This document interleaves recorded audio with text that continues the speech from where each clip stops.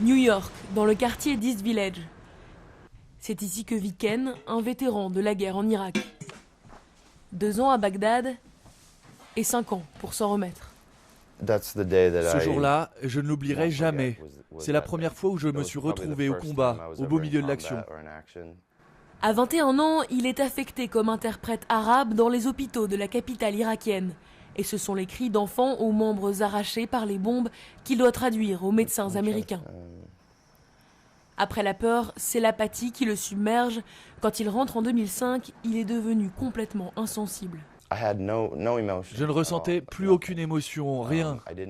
Tout m'était égal, les gens, ma situation. Je n'étais pas heureux, je n'étais pas triste non plus. Et le seul moyen de me sentir heureux ou triste, c'était de boire.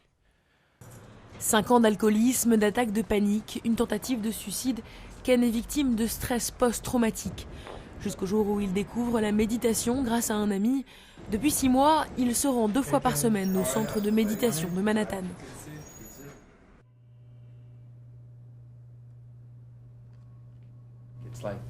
C'est comme faire de la plongée. Quand tu plonges, tu n'as pas à faire d'efforts pour descendre au fond du lac. Eh bien, la méditation transcendantale, c'est le même procédé, car ton esprit est déjà conditionné pour accueillir ses pensées. Cela permet d'aller au plus profond de l'esprit, palier après palier. 2 fois 20 minutes de méditation par jour et les résultats sont là. Le résultat immédiat que j'ai noté, c'était surtout que je n'avais plus besoin de boire pour me sentir bien ou pour me sentir heureux. Depuis le début de la guerre en Irak, il y a eu plus de morts américains par suicide, vétérans et soldats confondus, que de morts au combat. 500 000 soldats souffrent de stress post-traumatique.